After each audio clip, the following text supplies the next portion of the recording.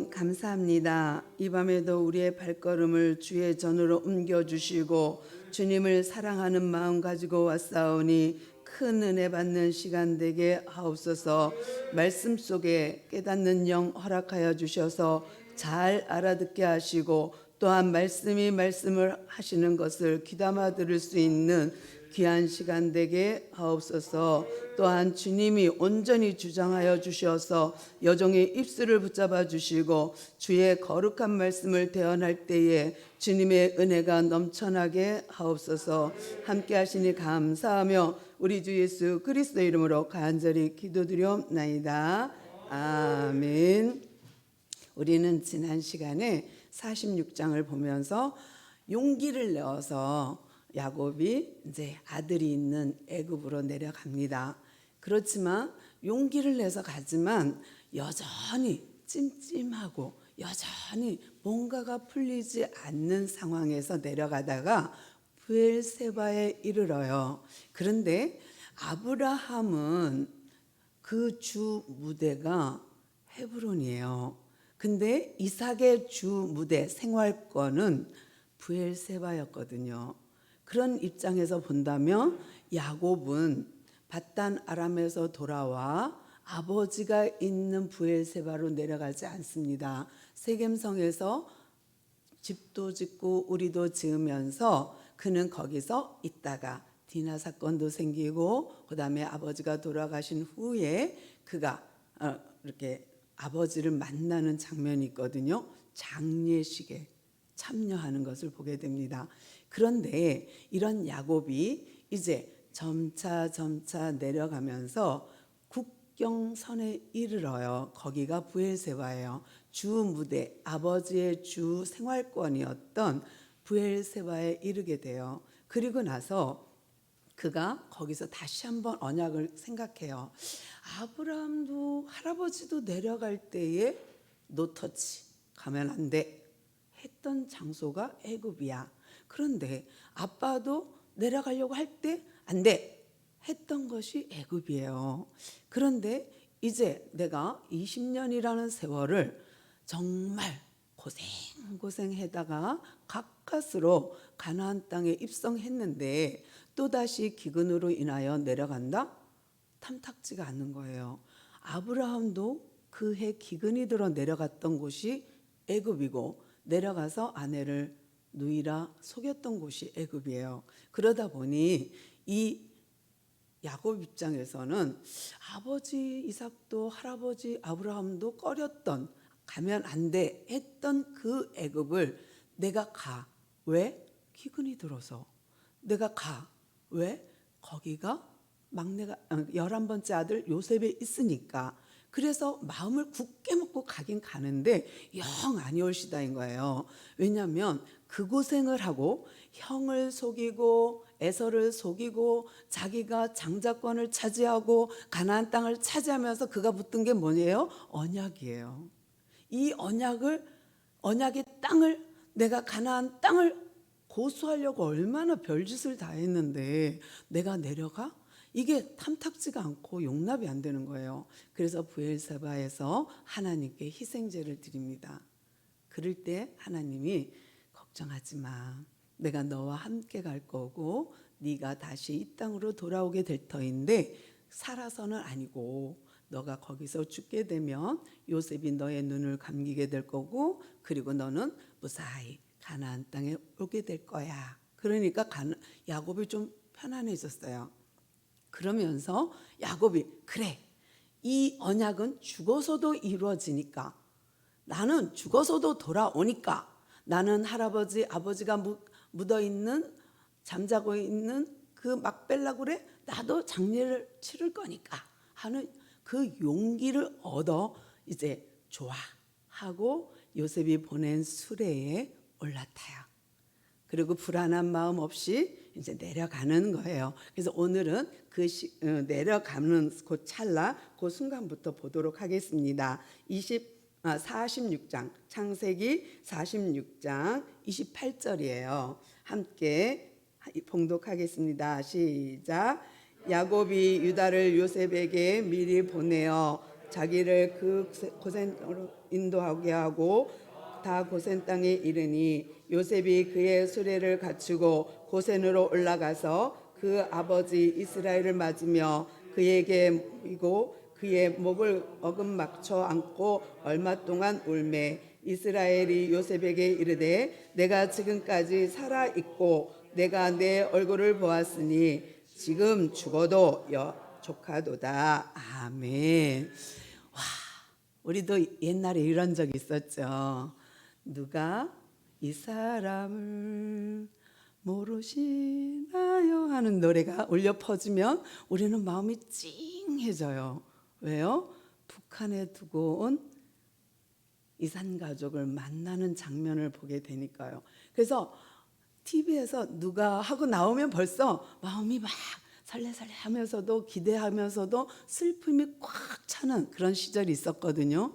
근데 지금 그와 같은 장면이에요. 왜냐면요, 야곱이 요셉이 죽은 줄로만 알고 요셉의 그 피 묻은 옷을 움켜잡고 그 슬픈 세월을 보낸 지가 22년이에요. 작은 세월 아니죠. 그런데 이제 그 아들을 만났어요. 그런데 멋진 건장한 이렇게 17살의 청년이 이제는 의젓한 어른이 되어서 가족을 일구고 또 지위도 있어 멋지게 변모한 모습을 보면서 야곱이 어땠을까? 가슴이 막 저리저리 했을 것 같아요. 아버지가 얼마나 사랑했던 라헬의 아들이요, 기다렸던 아들이에요. 왜냐하면 요셉은 11번째 아들이고 베냐민이 12번째이기 때문에 더 늦게 얻은 자식이라 그래요. 그러니까 늦둥이에다가 가장 사랑하는 여인의 자녀이기 때문에 그것도 요셉이 얼마나 총명했어요. 형들이 말하는 거 다 아버지한테 얘기해 줄 만큼 총명하고 성실하고 정말 멋진 아이잖아요. 그런 아들이 죽었다 했다가 살았다. 그것도 애굽의 총리로. 그러니 기가 막힌 거죠. 그런데 이 야곱이요, 드디어 아들과 상봉합니다. 그런데 재밌는 표현이요, 야곱이 유다를 요셉에게 먼저 선발대 보내요. 야곱의 성품이 보이나요? 싹, 유다야, 너 가서 요셉 만나고 와. 아버지 왔다고. 그런데요, 45장 10절에서요, 이미 형들을 보내면서 요셉이 한 말 기억하세요? 형들 가다가 노중에 싸우지 마세요. 또 아버지한테 가서 이대로 전하세요. 우리가 이 고센 애굽에서 살아야 될 이유는 이제 2년밖에 안 지났어요. 아직도 5년이 남았어요, 기근이. 그러니 내려오소서 해달라고요. 모든 재산을 다 가지고 내려오게 하라고 말을 했거든요. 그러면서 한 말이 10절에요. 와서 고센 땅에 머물며 내 가까이 계세요라는 말을 해요. 이상하다. 고센 땅은요, 이집트 땅에서 이렇게 아프리카 모양이 이렇잖아요. 그러니까 이런 모양인데 고센 땅은 이 꼭대기예요. 그러면 이 최남단이 만약에 고센이라면 출애굽할 때 어떻게 하겠어요? 이거 다 이 나라를 다 가로질러 올라가야 되는데 가만두겠어요? 바로가 후회하고 막 병거를 갖고 뒤따라온 거 기억하시죠? 그래서 막 그 홍해 앞에서 막 뒤를 보고 막 다 쫄고 이랬던 거 기억하잖아요. 근데 이 고센이란 곳은요, 이 이집트의 최남단이 아니라 최북단이에요. 그래서 이 이집트 쪽에서 보면 고센은요, 국경선이에요. 그러니까 가나안 땅에서 내려올 때의 국경선은 부엘세바예요. 근데 이 부엘세바와 이 이집트에서는 요 홍해와 나일강이 있는 요 물이 있는 요 밑에 바로 있는 곳이 고센이에요. 약간 산간 지방이면서 고립 지역이에요. 이렇게 산간 지방이에요. 산맥이 있어요. 그러니까 문제는 뭐냐? 농사 짓기엔 안 좋아요. 근데 목축하기에는 기가 막히고요. 군사적 요충지예요. 그래서 이 고센 지역은요, 생각보다 이렇게 경계를 이루어요. 그래서 무슨 경계를 이루냐면 이스라엘 백성과 애굽 사람의 경계를 이루는 게 산이에요. 그러다 보니까 이렇게 고립 지역이에요. 거기는 딱 울타리처럼 산이 둘러싸여 있어서 이 애굽 문물이 잘 들어오지 않고 여기 있는 것들이 잘 나가지 않도록 딱 그런 지형을 준비해 놓은 거예요. 그러니까 어떻게 보면 하나님께서 벌써 예비한 거예요. 예비하다 보니까 요셉이 그 하나님의 은혜를 입어 그렇게 고센을 준비해 놓고 형들이 왔다 갔다 하는 동안 벌써 요셉은요 언약을 기억하고 벌써 고센을 준비해 놓은 거예요. 그리고 나서 모든 것을 다 살펴보니 고센만한 땅이 없는 거예요. 아버지가 머물기에 딱인 거예요. 그러니까 뭐라고 말하냐면 45장 10절에서 가서 아버지한테 이렇게 말하세요. 고센에 와 내 가까이 머물라고요. 그러면 뭐예요? 지금 수도 그 한양에 있어야 되잖아요. 그 성이 있는 바로가 있는 그 성은 이집트 중간쯤에 있잖아요. 그러면 이 끝 경계선에는 수도를 보통 세우지 않습니다. 좀 그래도 떨어진 곳에다가 수도를 세우는데 문제는 이 바로가 이 고센 땅하고 경계 멀어요. 근데 그러면 총리면 수도에서 일해야 되잖아요. 그리고 총리 관저가 왕궁 가까이 있어야 돼요. 그래야 가서 일하고 또 오고 가서 일하고 바로 집으로 오죠. 그러니까 총리 관저는 왕궁 가까이에 있어요. 그런데 문제는 그러면 왜 그렇게 말을 했을까요? 요셉이 내 가까이 계세요라고 전해주세요 한 것이 고센이에요. 그러면 이렇게 짐작할 수 있어요. 이거는 근거는 없어요. 그렇지만 짐작해요. 어떻게? 요셉이 아버지를 위해서 이미 자기 집을 거기다 하나 장만했구나. 그리고 총리 관저는 왕궁 옆에 두었구나 하는 것을 짐작할 수 있어요. 그래야 나중에 핑계가 됩니다. 고센 땅을 얻을 수 있어요. 왜냐하면 바로는 신이에요. 왕이면서도 신이에요. 근데 만약에 아버지가 왔어. 그런데 우리는 고센에 살게 해주세요. 아유 무슨 소리냐고. 그럴 순 없죠. 내가 요셉한테 얼마나 덕을 받는데 내 왕궁 가까이에 멋진 집을 져드릴게요. 여기 사세요. 그러면 법이에요. 그 한마디로 법이에요. 그러면 모든 계획이 어그러져요. 그러니까 나중에 출애굽할 때 엄청 어려워져요. 그러니까 하나님이 이 요셉의 마음을 움직여서 대비를 하는데요. 어떻게 대비했냐면 고센 땅에 자기 집 한 채를 딱 별장, 세컨하우스를 딱 해놨어요. 그리고 나서 아버지한테 연락해. 그리고 형 이렇게 말해줘. 그리고 고센에 와서 머물라고 하고 내가 거기 있으니까 내 집이 거기 있으니까 내 가까이 있으면 내가 봉양하리이다 그래요. 그러니까 형들과 형들의 자녀와 아버지를 내가 봉양하겠다 해요. 그러니까 그 말 전부를 할 때에는 이미 요셉은 모든 설계, 모든 계획 플랜이 쫙 짜져 있는 거예요. 그리고 형들을 보냈어요. 그리고 야곱이 내려왔어요. 그런데 내려와서도 야곱의 성품이 잘 안 변하죠. 어떻게 해요? 유다를 보내요. 유다야, 네가 가서 요셉을 만나고 와. 아버지 고센에 왔다고 하고 전달하라 해요. 근데 재미있게도요. 계속 이제 유다가 앞장서는 것이 나와요. 요셉을 팔 때도 유다가 앞장서서 뭐 우리 형제인데 죽일 필요 있어? 저 이스마엘 상인한테 팔자 하고 제안한 것도 유다예요. 또 지금 이 사건도 유다가 아버지 내가 가서 양식 사올 테니 베냐민 보내세요. 그 대신에 나와 나 자식이 볼모가 되겠습니다. 자기 목숨 내어놓겠습니다. 딱 한 것도 유다예요. 또한 이 요셉을 만나서 딜을 할 때에도 유다가 나가요. 그래서 장황하게 설명하는 것이 유다예요. 그런데 또 세월이 지나서요, 가나안 정복할 때도 끝까지 사사기에도 끝까지 자꾸 뭐가 나오냐면 유다가 앞장서요. 누가 올라갈까요? 그러면 유다가 뭐 하면 유다가 갈지니라. 하나님 그렇게 말씀하세요. 그러니까 내가 생각하기에는 유다가 좀 성질이 급한 것 같아. 그리고 선뜻 잘 나서, 그러니까 하나님이 그 성품을 쓰시는 것 같아요. 그리고 그 유다의 후손으로 다윗이, 그 후손으로 예수님이 나시잖아요. 그래서 계속 하나님의 언약, 하나님의 구원의 언약, 하나님의 그 언약의 성취에 쓰임받는 사람이 누구냐면 유다예요.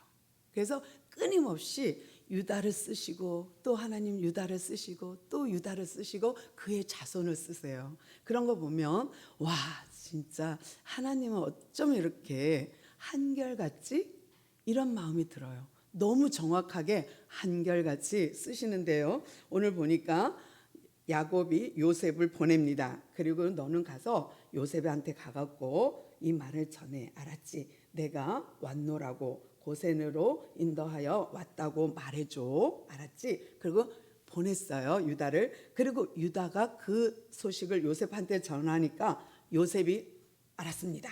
그리고 이제 병거를 갖추고 고센으로 다 빨리 가자 아빠 만나러 가자 하고 막 이스라엘을 맞이하러 갑니다. 아버지를 만나고 거기서 고센에서 아버지 보는 순간 와르르르 무너졌어요. 그리고 안고 울고 네가 정말 살아있었더냐, 난 넌 죽은 줄 알았다 막 하면서 서로 웅켜 안고 막 울고 불고 하면서 그 아버지가 마치 우리나라 사람들 표현처럼 이제 죽어도 나는 여한이 없어 이런 말로 해요. 그러니까 내가 죽어도 이제 조카도다. 내가 뭘 더 바라겠니? 네가 지금 이렇게 이 나라의 총리요 지금까지 살아있는 거 그거 하나만으로도 난 충분해 하고 아빠가 얘기해요. 그러니까 둘이 엄청 울었을 것 같아요. 정말 눈물이 끝이 없이 울었을 것 같아요. 한없이 울었을 것 같습니다. 이제 함께 또 볼게요. 31장입니다. 31절입니다. 시작.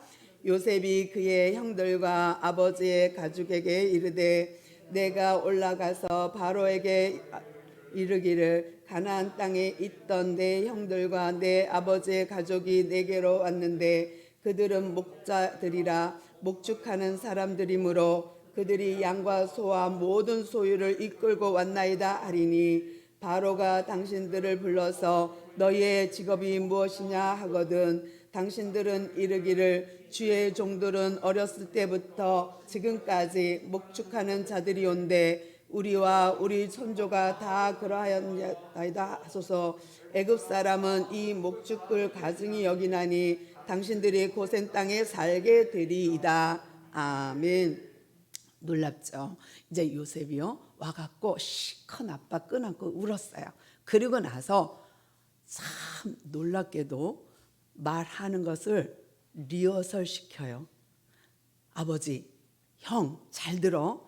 내가 가서 내 형과 아버지가 고센에 왔다고 내가 보고할 거야. 그러면 분명히 바로는 초대할 거예요.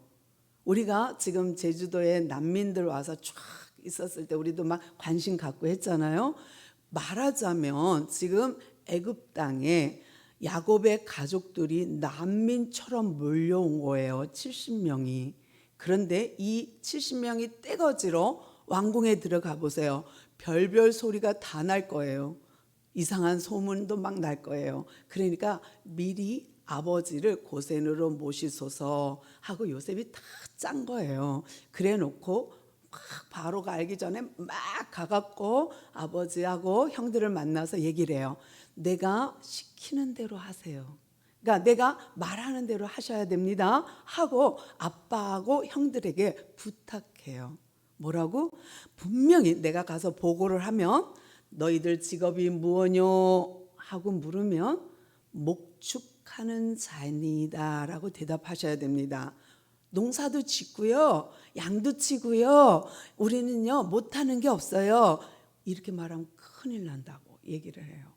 왜냐하면 이삭이 농사지었어요. 아빠가. 그의 아들들은 농사질 줄 모를까요? 그리고 매일 양만 치나요? 곡식도 키우잖아요.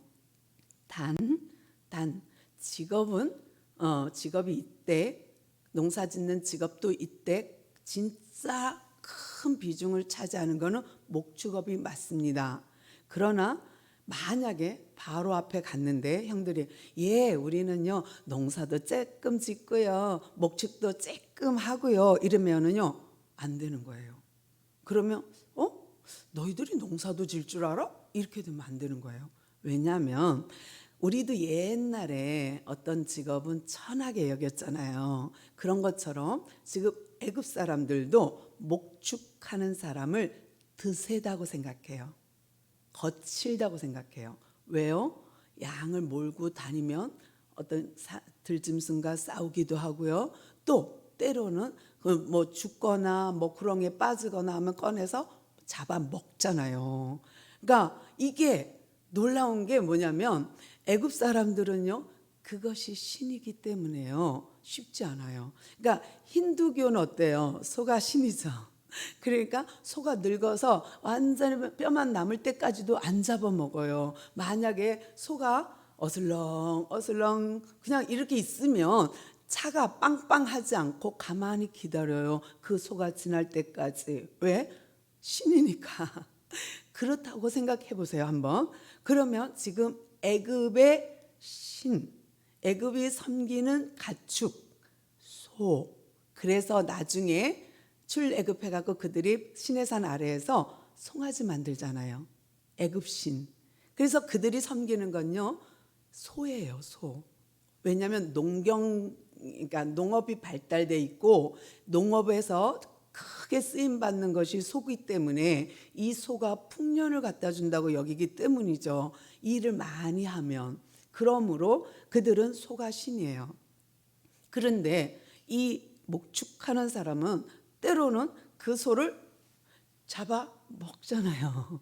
양도 잡아 먹어요. 그러니까 이 애굽 사람들은 신을 이렇게 되는 거예요. 자기들 손으로는 절대 잡아먹지 않고 남의 손에 의해서 먹는 거는 먹을 수 있을지언정 자기네가 하진 않아요. 그러다 보니까 어떻게 해요?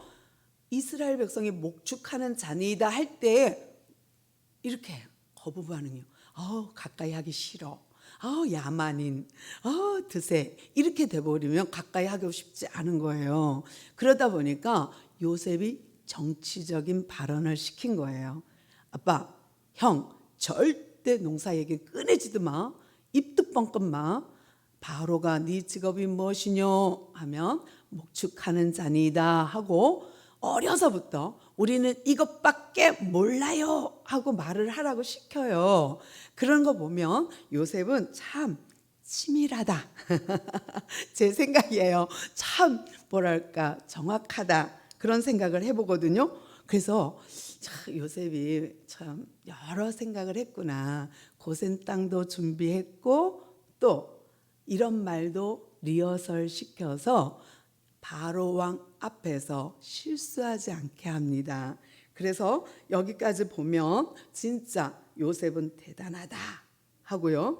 여기 선조부터 우리는 그러하나이다 하소서. 애굽 사람들은 왜냐하면 목축하는 것을 가증히 여기나니 그래야 별 볼 일 없네. 그래야 정치적 위협을 느끼지 않는 거예요. 만약에 쟤들이 70명 난민 우리한테 피해를 주겠는데 그러면 경계에 들어가잖아요. 그럼 어떻게 해요? 가까이 와. 내 옆에 살아. 내가 가까이에서 너희들을 지켜봐야지. 이럴 수 있잖아요. 왜요? 요셉이 그렇게 장가 갔잖아요. 요셉의 아내가 누군지 알죠? 그 나라 제사장의 딸이에요. 그리고 이름도 고쳐줬어요. 사브나파네아. 그리고 그 땅의 총리로 쓰는데 그냥 씁니까? 가장 측근 중에 측근, 점 잘 치는 그 제사장의 딸을 아내로 줬어요. 그리고 감시하죠. 요셉이 잘 하고 있겠지? 요즘 어떻게 보내? 요셉이 주로 하는 업무가 뭐야? 하고 물어볼 수 있잖아요. 그래서 왕 지도자들은요, 때로는 사람을 믿지 못하는 것 같아요. 아쉽게도 이게 자리가 주는 비극이 아닌가 싶어요. 그러니까 앞서면 자꾸 이모 저모 따지고 머리 굴리다가 자꾸 사람을 순수하게 보지 못하는 그런 아쉬움이 있는 것 같아요. 그래서 이게 참 바로가 요셉을 믿으면서도 인장 반지를 빼주면서도 그 아내를 자기 측근직의 측근 제사장 딸을 아내로 주었다는 거, 또 그 성품을 너무 잘 아는 요셉은 그 성품에 걸맞게 아버지를 준비시켜요. 그 성품을 너무 잘 알기에 그렇게 형들을 훈련시켰어요. 말을. 그래서 리허설까지 하고 바로에게 서게 합니다. 그림이 그려지나요? 우리가 세상 살면서 때로는요, 이런 것을 보게 돼요. 참 힘들다. 참 어렵다. 오늘 아침에 저희 집에 어떤 권사님이 놀러 왔는데요. 정말 예수 믿기 쉽지 않은 것 같아요. 그래요. 그래서 맞습니다. 그랬어요. 우리 쉽지 않아요. 이 길은 좁은 길이요, 험악한 길이에요. 때로는 가장 믿었던 사람도 못 믿을 지경이 될 수도 있다니까요. 이게 비극이죠. 그런데요, 우리가 하나님 앞에 이런 것조차도 내려놓으면 우리에게 평탄한 길, 시온의 대로가 있을 줄로 믿습니다. 기도할게요. 하나님 감사합니다.